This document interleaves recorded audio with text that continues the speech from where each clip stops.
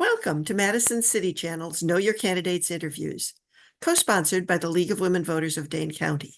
I'm your interviewer, Gail Bliss, and I would like to introduce Shelia Stubbs, running for State Assembly District 78. As we begin, I'd like you to give an opening statement as to the educational, vocational, and civic experience you have, which qualifies you for this office, and why you are running for State Assembly. Thank you, Gail, for this interview. My name is Shelia Stubbs, and I currently represent the 77th Assembly District. Well, we all know that we want new maps. I'm honored to say that I am one of the Democrats who is getting predominantly a new district. I am the candidate for the 78th Assembly District. Look, it's very clear. I am a strong leader. I have a huge amount of experience. I've been elected 8 times to Dane County Board of Supervisor. I've been elected 6 times. I've served 6 years in the state assembly. I come with a host of experience. I've been endorsed by Planned Parenthood. I am endorsed by our governor, Governor Tony Evers. I have a number amount of priorities that I know is so important for our district. Look, our district need a fighter. Our district needs someone who's extremely strategic. They need someone who's going to stand up for their rights. I will continue to defend and protect reproductive rights and access to abortion. I will continue to work tirelessly to reform Wisconsin's criminal justice system, and I will continue to support our schools and create an economic opportunity of equity and protect our clean water and clean air and expand access to healthcare. You are looking at someone who has 2 bachelor's degrees, one in criminal justice, one in political science, and a master's in business. Look, I know what the people need. I represent the people. I've been the voice. I'm the first African-American to ever be elected to the state legislature from Dane County. And I know it took 170 years of history before I made it to the state capitol. I have no time to waste. There's so much more that needs to be done. But I need you to look at me, Wisconsin State Representative, and re-elect me to go back into your state capitol and continue to be your voice. Thank you. Is there any process you believe the Wisconsin legislature should put in place now for redistricting after the next national census? Absolutely. Let's talk a little bit about Representative Stubbs. I served for the city of Madison Complete Count Committee. I was the chair. It was so important to make sure that we were getting all individuals counted for our census. I know firsthand that everyone needs to be counted. It brings us funding, federal funding, to our child care centers, to our community centers, to our state, to our schools. So we need to make sure everyone is counted. With the new maps, I can tell you right now that it is so important that we have a state that represents all voices, a state where we all can feel like that we are electing our legislator instead of our legislators electing us, right? And so it's so important to make sure that we are in our districts. It's making sure we're listening to our district. Let's talk about Wisconsin, the most gerrymandered state in the state of Wisconsin. That's why I'm the only Democrat in the state of Wisconsin that has a primary under new maps. But you know what? It's time that the people's voices be heard. And so these new maps will allow us in the state of Wisconsin to do what's right. You talk about election protection. Let's make sure that every voter gets a chance to vote. Let's make sure that we have democracy and access to our election polls. It makes sense that we make sure marginalized communities that oftentimes get left behind have an opportunity to go to the ballot box and choose the elected of their choice.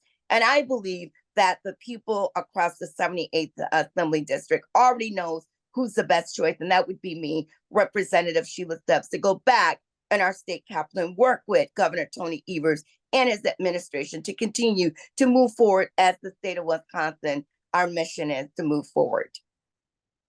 Thank you. What issues, if any, do you think you could work on effectively in a bipartisan manner in the next session? Yeah, there are a number of issues. One of the issues that I can say firsthand that I was honored to introduce legislation on was missing and murdered African-American women and girls. In the state of Wisconsin in 2020, we had the highest homicide rate, 5 women a day are missing, and it is unacceptable in the state of Wisconsin. State of Wisconsin is the worst state to raise a Black family, but I'm here with my family, so I am a disruptor of inequities that exist. I'm also a legislator who introduced the first piece of legislation in 2019 to create an Office of Equity and Inclusion. And Governor Tony Evers is the first governor to codify the bill that I introduced. So that's why we're able to do some methods around equity. I too believe that there is so important that we continue to move the rights of women, all rights. We choose to have the rights, and we should be the ones to choose what happens to our bodies. I also know about our communities. Our communities need to continue to be safe.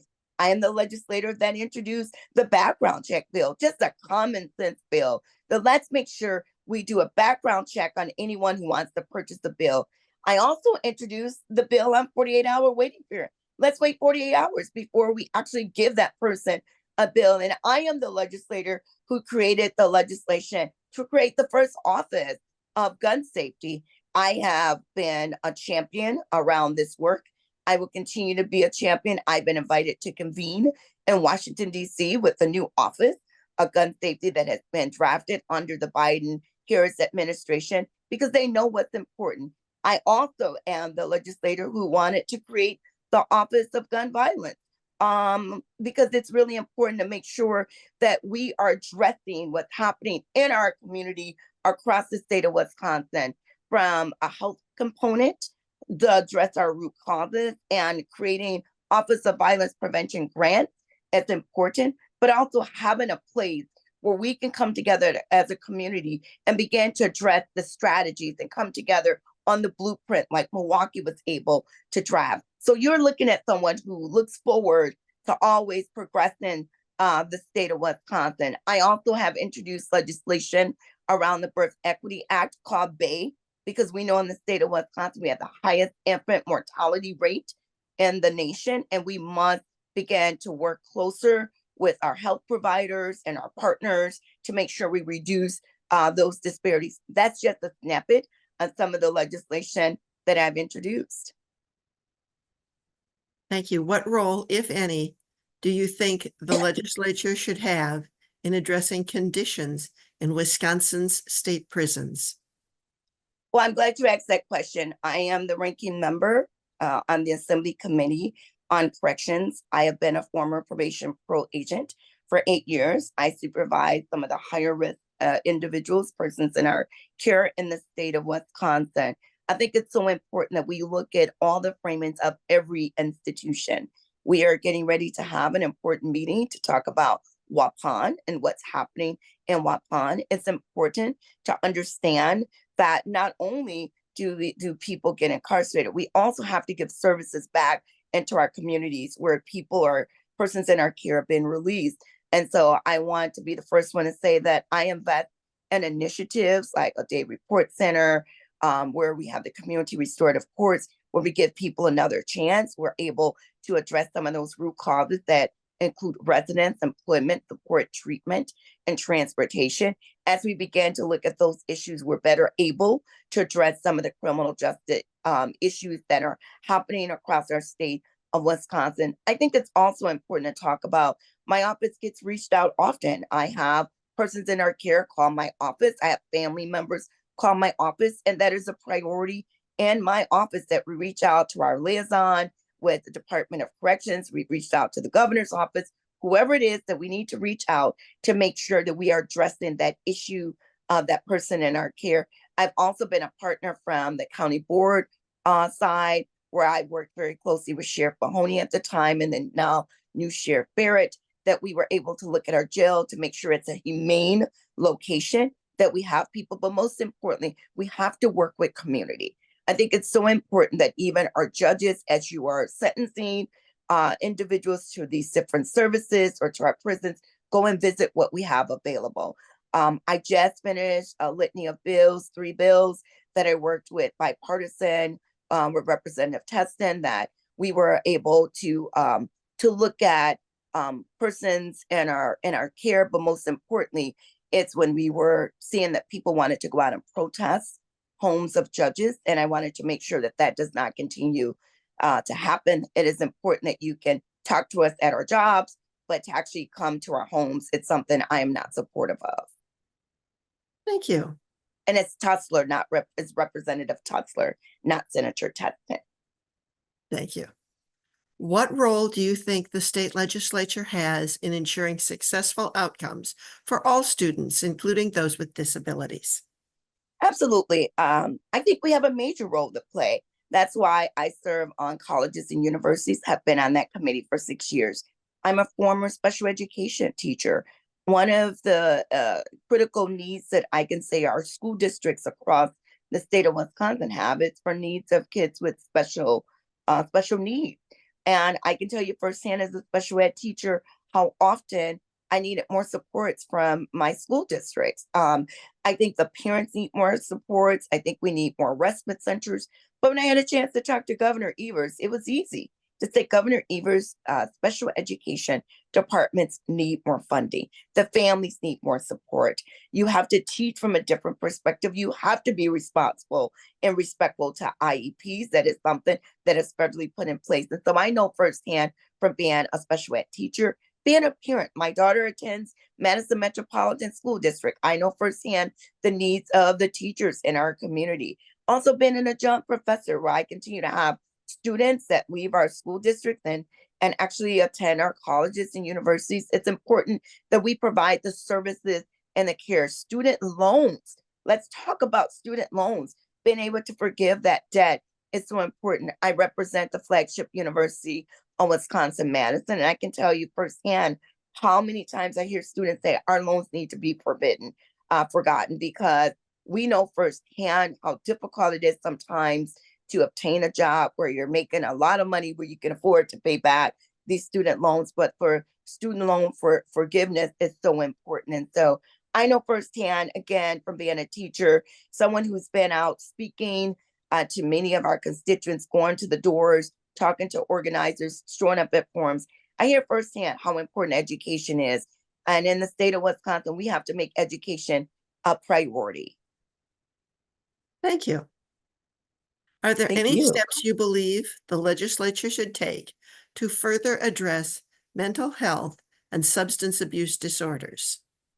Absolutely. I am honored to say that when I sit in the state capitol, being able to hear the needs, I support Governor Tony Evers on his initiatives to make the state of Wisconsin a state where mental health is going to be focused upon. As a former Dane County Board of Supervisors, I was there when we created initiatives to make sure we were able to get funding to our middle schools and our high schools, because we need to make sure that our students, our scholars, are able to handle some of the challenges that are before them. We are the state of Wisconsin. We should make sure as we receive federal dollars that we're able to give those dollars directly to the school districts, because I believe firsthand how important it is to make sure that our mental health and wellness is important, and no kid should be allowed to go to any of our schools and be bullied or be treated any specific way. So I want to make sure that we continue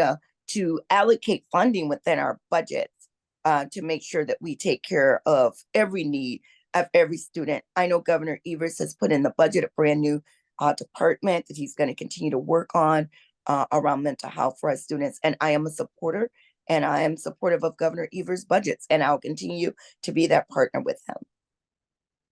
Thank you. What other priorities do you have for your term in office? Oh my goodness, thank you. That's a wonderful, wonderful question. I think it's really important at the top of my list, education. We have to continue to fund our schools, our higher education, schools, our colleges and universities. As you can see when you read the news, we're learning each time that another 2-year school is being closed. We got to make sure that we get the formula correct. We got to make sure we get funding into our school districts, because our students deserve to be educated to the highest level of needs. Number 3, I think that it's so important that we have clean air and clean water. I am asthmatic. I fight really hard within our communities to make sure that we put the dollars where we need to. I believe in our clean environment. I believe in our lakes and cleaning our lakes with the blue algae, removing that, the phosphorus removal, making sure that we have storm water management initiatives in our districts. When we've had the flood, the 100-year flood, we know around the city how that felt. So we are still recovering and making sure that we give those initiatives what we need. I think also reproductive rights, that's at the top of the list. As I knock on doors, women care, and people care about the rights of women being able to make those choices themselves, what's best for their bodies. And I support that 100%. People care about fair maps. I've heard that tremendously as I've knocked the doors. People understand that we need to make sure that there are fair maps because Wisconsin has been gerrymandered so poorly that now Governor Tony Evers has had to fix that problem. And so creating the new maps has been something that I've been supportive of, and making sure that we continue to do that across the state of Wisconsin, but also making sure that we continue to train and recruit more people and staff, because I know in the state of Wisconsin, I hear people talking about how transitional Wisconsin is, and with the UW campus, and making sure we can retain proper staff. It's so important across the state of Wisconsin. Criminal justice reform. We talked a little bit about our prisons and making sure that people are treated fairly, and making sure their family members are getting responses, those in our care get the proper care that they need across the state of Wisconsin, making sure that our juveniles are in our juvenile system and treated fairly and not put in the adult system. So that is something that I care about highly, our criminal justice reform. So those are some of the initiatives that my team has been talking about. I think one initiative that's really near and dear to my heart is caring for those that are marginalized, caring about those that are disabled with disabilities, making sure that we support with funding. I mean, I've seen that happen during COVID time. It's been really, really difficult. You see that oftentimes needing more CNAs and the healthcare industry, and making sure we can get more services there. So I am a big funder of that. And then our businesses. I serve on tourism, and I'm appointed to the governor's council on tourism. And tourism has really taken a huge bang in the state of Wisconsin with billions of dollars, and being able to reinvest that back in our communities. And with me saying that back into our communities and our businesses, childcare. I mean, as we're asking people to get jobs, that's one of the biggest hurdle that I'm hearing about when we're talking about jobs. It's childcare, not being able to have a place for their children to go while they're able to get these jobs. So we got to make sure that we are supportive of all of our childcare initiatives and helping our childcare providers, helping our businesses continue to reform the state of Wisconsin with our criminal justice system, being able to look at the Office of Violence Prevention, being able to make sure that we're making sure our community is safe in every aspect, making sure we talk about student debt and providing care there, making sure people have the democracy to vote. That is critical at such a difficult time. So I believe my team, my pointers are right on point as I'm hearing people, as I'm knocking hundreds and hundreds of doors, that people are saying these are the priorities that they have, and these are my priorities as well. Thank you. Thank What would you. what would you like to say to the viewing audience as we complete this interview? First of all, let me thank you for this interview, Gail. And what I'd like to tell the viewer audience is that you are looking at a legislator who has 6 years of experience in our state legislature. I have 16 years of experience at the local level. You're looking at an experienced, strong leader who is not afraid to reach across the aisle and make sure that we get bills passed. I have nearly 29 bills that have passed bipartisan, and Governor Evers have signed into law. That is huge. I have been a lead on about 4 bills, either first or second on those bills, because you need to go to work for the people. Look, you're looking at someone who will go to work for you, who continues to be a voice for you in some difficult places. But at the end of the day, I will continue to be a voice for you. I'll continue to fight for you. I'll continue to advance your agenda. I'll continue to be there for you. I look forward to seeing some of you at the doors. Some of you I've already met at the doors. But what I'm saying is experience matter. This is not a time to choose someone who's trying to figure out state government. You're looking at someone with over 22 years of experience, local government and statewide. And with the endorsement of Governor Tony Evers, if I'm good enough for Governor Tony Evers, I should be good enough for you. Planned Parenthood, they have a choice. And they selected Representative Shelia Stubbs. Wisconsin conservation voters, they know I am a champion around the environment. And so you are actually investing in someone that believes in the environment. I have the endorsement of Sheriff Barrett, our current sheriff. I have the endorsement of former Sheriff Mahoney, because they know I understand criminal justice. I have the endorsement of the former Dane County Executive Joseph Parisi and the former Dane County Executive Kathleen Fogg. Look, they understand the needs of our county. Dane County is one of the fastest growing counties across the state of Wisconsin. And so this is not a time that you want to try and choose someone who's trying to figure it out. Look, you have an easy choice. The choice is Shelia Stubbs. I am the one that will continue to do the work. And remember, a voice and a vote for Representative Shelia Stubbs is a voice and a vote for you. Thank you. I want to thank Shelia Stubbs for speaking with us and thank the viewing audience for taking time to know your candidates. I want to remind everyone that primary election day is Tuesday, August 13th, and the general election is Tuesday, November 5th. Every election is important. Please vote. On behalf of Madison City Channel and the League of Women Voters of Dane County, I thank you for joining us.